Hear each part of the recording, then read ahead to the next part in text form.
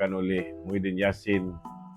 Begitu juga dengan belanjawan yang hari ini dibentangkan di Parlimen oleh Yang Amat Berhormat Datuk Seri Anwar Ibrahim. Macam-macam benda yang kita nak sentuh pada malam ni. Apa yang kita dapat, apa kelebihan-kelebihan kepada orang muda, kepada mereka yang membawa taksi, e-hailing, kan? Dan macam-macam kelebihan-kelebihan kepada orang yang mempunyai hutang dengan PTPTN. Saya yakin banyak persoalan yang tuan-tuan ingin utarakan. Jadi kita buka talian kita di... Ada talian? Ada tu. Apa nombor? Ini nombor yang ni, 011. Betul. Betul. Siapa bagi? Wan Quraish. Okey. Macam biasa, sebarang persoalan boleh diajukan di talian 011 35954044 011 35954044. Jadi malam ni tuan-tuan, saya nak mulakan mukadimah dengan kenyataan yang dikeluarkan oleh Tuan Guru Haji Hadi. Haji Hadi mengatakan bahawa rasuah perlu didefinisikan semula. Maknanya dalam erti kata lain, tuan-tuan, demi untuk memastikan rasuah ini dapat dihalalkan oleh pimpinan PAS, tuan-tuan, mereka mahu supaya definisi rasuah itu diberikan definisi baru. Maknanya kalaulah duit itu duit daripada sumber judi, duit itu duit daripada komisen tambatan banjir, duit itu duit daripada duit yang sepatutnya diberikan kepada kontraktor-kontraktor Bumiputera yang terkesan akibat daripada PKP melalui jana wibawa. Mungkin Haji Hadi berpandangan bahawa kalau ambil duit ini, ianya bukan rasuah, ianya sedekah. Ini mungkin apa yang cuba disampaikan oleh Tuan Guru Haji Hadi, tuan-tuan. Yang nyatanya, saudara, sudahlah mereka ini mendapat dana ni daripada sumber yang haram, melalui proses yang amat jijik, iaitu proses menerima sogokan. Yang lebih mengecewakan, tuan-tuan, duit haram ini kemudiannya disogok pula kepada rakyat yang mengundi pada pilihan raya umum yang ke-15. Dan hari ini, bila mana Tan Sri Muhyiddin Yassin dan kawan-kawan yang sewaktu dengannya sudah mula disiasat dan ada di antara mereka yang sudah dihadapkan ke muka pengadilan. Secara kebetulan, tuan-tuan, Wan Saiful Wan Jan tu ketua perangan PPBM. Tak ada kaitan dengan Muhyiddin. Secara kebetulan. Dan secara kebetulan juga, Adam Radlan adalah merupakan sepupu kepada menantu Muhyiddin, iaitu Adlan Berhan. Dan juga kebetulan saja, tuan-tuan, Adam Radlan merupakan orang kanan Tan Sri Muhyiddin yang membantu Muhyiddin dari segi sudut dia punya Muhyiddin Charity Golf, dan juga kebetulan juga Adam Radlan adalah merupakan timbalan ketua Bersatu Bahagian Segambut. Kebetulan. Kemudian hari semalam, seorang toke syarikat perabot, apa nama dia? SHH. SHH. Kebetulan pula toke ni orang yang cukup rapat dengan Tan Sri Muhyiddin, dan kebetulan juga abang kepada Tan Sri Muhyiddin Yassin yang juga Aziz Yassin, arwah dah, merupakan bekas pengurusi syarikat perabot tersebut. Kebetulan juga, tuan-tuan, jana wibawa ini yang ditujukan untuk Bumiputera tiba-tiba tuan-tuan, orang yang tak ada kena-mengena dengan Bumi Putra, ialah betul lah apa ni Datuk Tokeh Prabut ini dah masuk Islam tetapi dia masih lagi bukan Bumi Putra, tuan-tuan Jadi dia collect bagi pihak siapa? Dia collect bagi pihak siapa? Ini yang menjadi persoalan. Sebab hari ni Wan Saiful Wan Jan dalam kenyataan dia kata bahawa Datuk apa nama? Teo Wee Cheng. Datuk Teo Wee Cheng. Teo Wee Cheng. Bukanlah seorang penjawat awam. Bukanlah seorang anggota pentadbiran, menteri dan sebagainya. Memang betul lah. Dia bukan seorang penjawat awam, dia bukan anggota pentadbiran. Persoalan dia itu sendiri sudah menjawab. Sudah menjawab bagaimana dia boleh collect hampir 24 juta ringgit. Hampir 24 juta ringgit dia collect untuk 2 projek jana wibawa yang telah diberikan kepada kontraktor-kontraktor tertentu. Dan dia dapat komisen daripada 2 syarikat ini.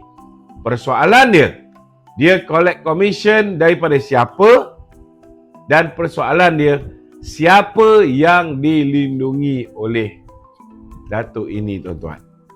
Datuk Mualaf ni lah senang cerita. Jadi saudara, macam saya cakap, pandai-pandai tupai melompat akhirnya akan jatuh ke tanah juga. Cuma kita tak tahu bila Tan Sri Muhyiddin ini akan jatuh ke tanah, kan? Tetapi yang pasti, tuan-tuan, yang pasti, saya yakin lambat laun sudah pasti akan ada kesilapan yang dilakukan oleh Tan Sri Muhyiddin, dan ketika itu beliau akhirnya akan berhadapan dengan pendakwaan di mahkamah. Jadi itu mukadimah saya pada malam ni. Saya yakin ramai nak bertanyakan soalan. Tuan-tuan boleh ajukan soalan di talian 011 3595 4044. Silakan. Okay. Ya. Assalamualaikum Datuk. Waalaikumsalam. Okay Datuk. Mana kau punya tu? Pakaian.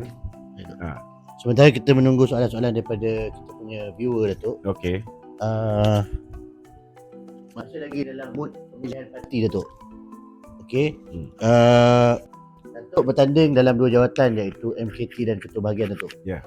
So bila MKT dan Ketua Bahagian ni, Datuk ada limitasi untuk membawa mesyuarat kaum umbi apabila Datuk tak terlibat dalam mesyuarat-mesyuarat yang melibatkan jawatan kuasa pengurusan, mesyuarat top 5. So apakah strategi Datuk dalam usaha untuk terus membawa mesyuarat kaum umbi? Tambah-tambah lagi untuk bahagian Seri Gading ni Datuk. Ya, pertama sekali memanglah bila kita tidak ada dalam mesyuarat top 5, tidak ada dalam mesyuarat pengurusan, tidak ada dalam mesyuarat biro politik, kan, banyak perkara-perkara yang tidak diputus di dalam MT, hanya diputus di peringkat pengurusan, biro politik dan sebagainya. Jadi kita tidak boleh participate dalam mesyuarat-mesyuarat ni. Namun ada juga kalanya, kan, saya masih ingat lagi dulu saya bertekak sikit dengan Tan Sri Nur Omar berhubung dengan satu cadangan. Beliau dulu merupakan jawatan kuasa pindaan perlembagaan.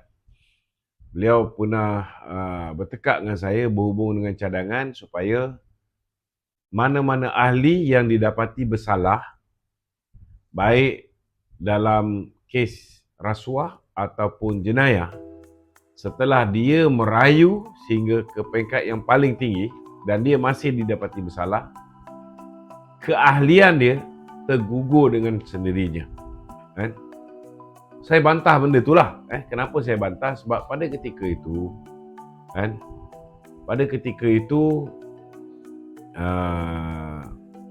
Peguam Negara ialah Tommy Thomas. Pada ketika itu, Ketua Pesuruhjaya SPRM ialah Latifah Koya. Jadi memanglah mereka pada ketika itu Kerajaan Mahathir menggunakan Jabatan Peguam Negara, menggunakan SPRM, menggunakan Lembaga Rahsia Dalam Negeri, pihak polis untuk menekan pemimpin-pemimpin UMNO. Jadi kalau kita benarkan benda ni berlaku, kan? Nescaya ianya samalah seperti melantik Tommy Thomas, Latifah Koya menjadi jawatankuasa Biro Disiplin UMNO. Jadi saya tak bersetujulah, saya bantah. Mula-mula saya bantah dalam grup WhatsApp lah. Saya bertekak dengan Norma sampai ke pagi. Tak berkesan. Namun akhirnya saya terpaksa create awareness ni melalui media sosial. So, itulah. Kalau misalnya kita duduk di dalam jawatankuasa pengurusan parti, ianya lebih mudah. Kalau kita duduk dalam jawatankuasa top 5 ke ataupun biro politik ke, ianya lebih mudah untuk kita menyuarakan pandangan akaumbi, kan. Tetapi bila mana kita terpaksa bawa benda ni ke media sosial untuk dapatkan sokongan daripada akaumbi, kan, untuk menentang sesuatu cadangan yang memudaratkan parti kita. Kita akan meletakkan parti kita ni dikuasai oleh musuh kita. Contohnya lah macam kes yang melibatkan Datuk Seri Zahid, Datuk Seri Najib. Masa tu kita kena tahu masa tu ada di antara kita ni yang bekerjasama dengan musuh kita. Mereka bekerjasama dengan musuh kita. Jadi bila mereka bekerjasama dengan musuh kita, ini antara agenda Mahathir. Agenda Mahathir untuk memastikan bahawa orang macam Datuk Zahid, orang macam Datuk Najib disingkirkan daripada parti. Sedangkan kita lihat Datuk Seri Anwar Ibrahim, walaupun dah didapati bersalah di peringkat Mahkamah Persekutuan dalam kes dia dengan Saiful Bukhari, dia masih lagi merupakan ahli PKR. PKR tak buang dia. Dan dia masih lagi ketua umum. Walaupun jawatan tu tidak ada dalam hierarki parti yang sebenarnya. Maknanya PKR mempertahankan pemimpin mereka. Ini yang tak ada dalam budaya UMNO. Mereka ni kalau boleh nak ambil kesempatan menyingkirkan pemimpin kita. This is very wrong. Dan bila kita letakkan masa depan parti kita ni ditentukan oleh musuh kita, ditentukan oleh peguam negara ketika itu, ditentukan oleh Latifah Koya ketika itu, ahli jawatankuasa Majlis Kerja Tertinggi, pimpinan tertinggi PKR, dilantik jadi ketua Pesuruhjaya SPRM. Maka apa akan berlaku? Orang yang kompromi dengan musuh, macam Isyamuddin dulu kompromi dengan Tun Mahathir, macam adalah beberapa orang yang kompromi dengan Tun Mahathir. Akhirnya mereka tak didakwa. Mustafa Muhammad tidak didakwa, Isyamuddin tidak didakwa. Orang macam siapa nama? Mas Ermiati, mereka tidak didakwa. Tetapi kalau orang itu tidak bersetuju dengan Mahathir, orang itu menentang Mahathir, menentang Muhyiddin, orang ini akan dianiaya oleh manusia macam Latifah Koya, manusia macam Tommy Thomas, kan? Dan akhirnya kalau mereka didapati bersalah di mahkamah, dan kita pun tahu Ketua Hakim Negara pun lantikan Mahathir sehingga ke hari ini, kan? Jadi macam mana kita nak dapatkan keadilan untuk pemimpin kita? Itu sebab saya bantah, dan alhamdulillah bila kita bawa benda ni kepada akar umbi melalui media sosial, maka akhirnya cadangan itu digugurkan daripada senarai perkara yang nak dipinda dalam perlembagaan UMNO. Jadi walaupun kita tak duduk dalam biro politik, kita tak duduk dalam